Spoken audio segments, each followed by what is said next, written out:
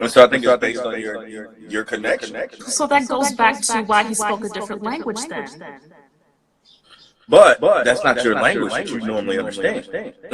Right, but even his disciples did not understand the parables. There were times where, the disciples would ask Jesus questions all the time. Like, Jesus would speak in parables and the disciples would be like, well, I don't understand. Can you please help me understand? Like, what I'm saying is Jesus' disciples will hang out with Jesus all the time. There will be moments where they just don't get it.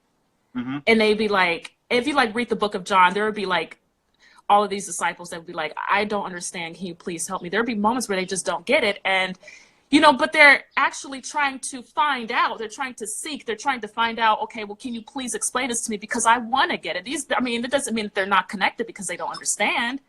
They're trying to understand. In those cases, a lot of times he would say it's because you had a lack of faith.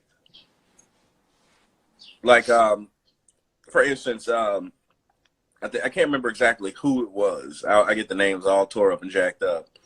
But there were two disciples that were away from Jesus, and of course he gave them the domain to be able to heal people in his name, in God's name. And they were trying to heal these guys, and then it didn't work. And so they came back to Jesus and go, hey, we tried to heal this dude, and they brought him to him, and it didn't work. And he goes, because you didn't have faith. And that's where he goes to speak about the mustard seed. You got to have the faith in the mustard seed, yeah.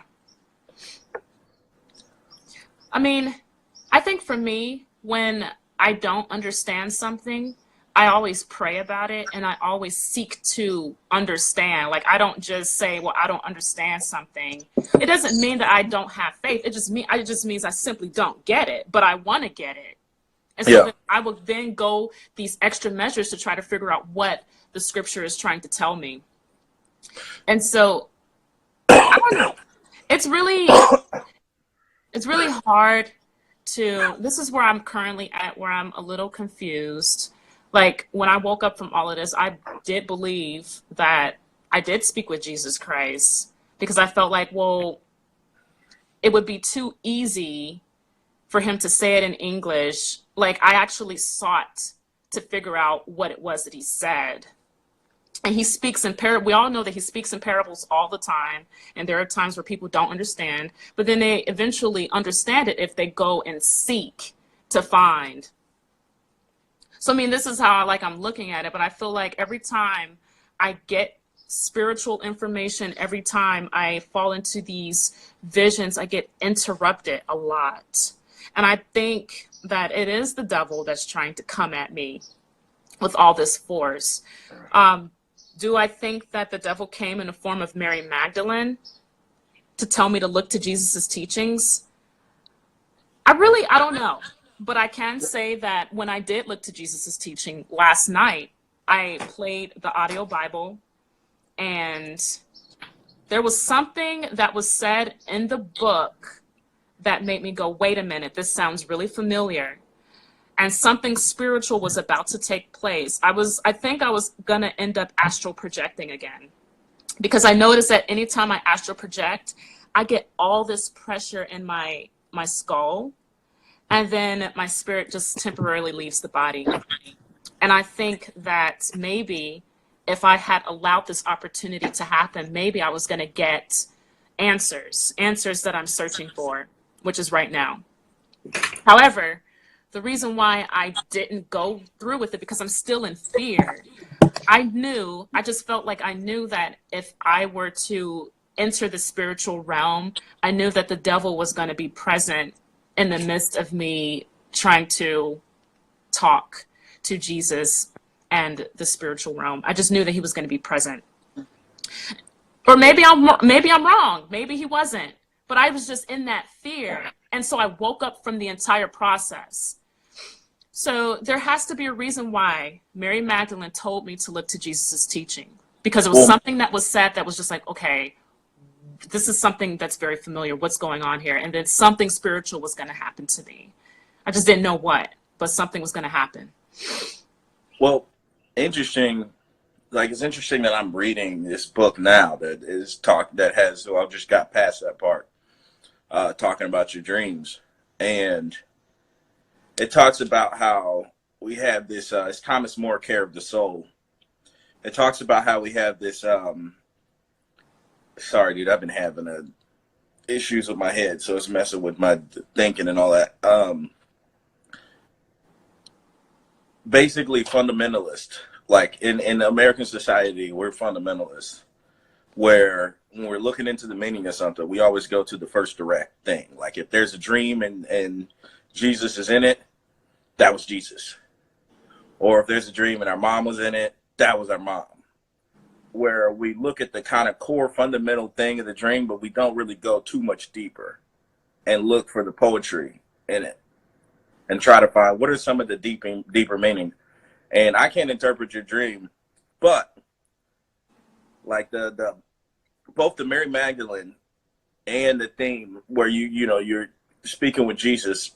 Obviously, there's a central theme here with Jesus, but I find it interesting that you get interrupted in the process of trying to find Jesus or speaking to Jesus, and it's something to I think to consider because when you open yourself to all these different energies and spirits and stuff like that, there's a lot of stuff that can block you from what you are truly trying to seek. Yeah. So if you're trying to truly seek Jesus and you open yourself to this spiritual realm, although you're looking for Jesus, there's a lot of things that can come through. Yeah. And interestingly enough, I had that experience, and it was online. It's probably still on Facebook, where I met that guy who he was a medium as well. I actually had Janessa on FaceTime while I was driving Uber. He gets in, here's what she's talking about, and then he starts telling us both about ourselves. And I thought this dude was like an alcoholic, like it was weird. An alcoholic? Why you think that? And he was a recovering alcoholic.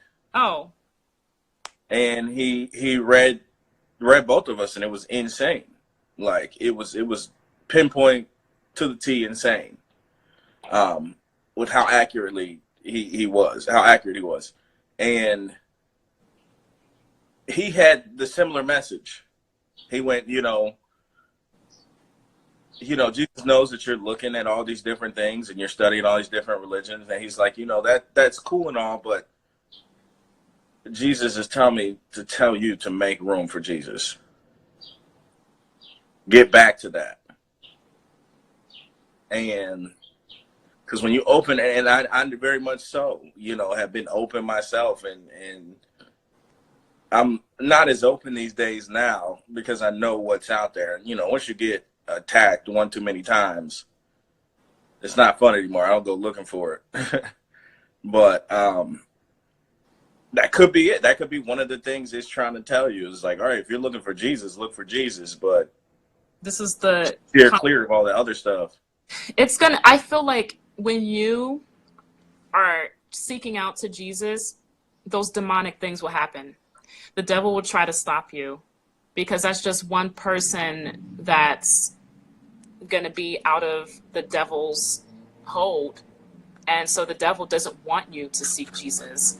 And so when you experience all of these persecutions, when you experience situations where the devil is present and coming at you extra hard, then that says a lot. Well, I remember getting attacked, and I wasn't seeking Jesus. I wasn't seeking anything. Well, maybe because they knew that you would do it in the future. Or maybe I feel like they will look at somebody and they know everything about you. Everything. They know about your higher self. They know your form of intelligence. They know what you'll do tomorrow, the next day, and so on. I feel like they know so much. So I figured maybe they could start early to try to change things. But I feel like with how divine order works, like if you are destined to be a part of God's family, then nothing can really stop you, right? Nothing can really change. I mean, I guess you can make those decisions for yourself, but for me, I feel like I can't just turn my back on God and just